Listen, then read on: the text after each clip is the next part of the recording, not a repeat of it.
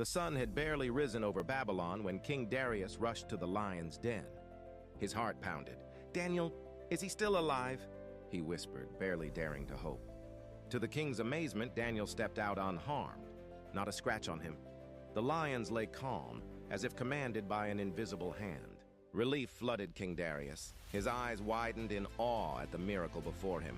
For a long moment, the king could only stare. The law of the land had been harsh, and yet God's power had protected a man who had remained faithful. He thought of his own mistakes, his own fear, and the jealousy that had almost ended in tragedy. A deep sense of humility washed over him. King Darius called all his officials to witness what had happened.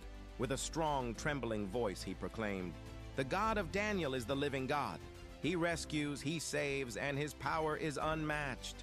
The court was silent in awe, whispers spreading across the palace halls. News of Daniel's survival spread quickly throughout Babylon. People who had doubted began to honor his God. Even those who had plotted against him could not deny the miracle. Daniel's faith had inspired not just the king, but an entire kingdom.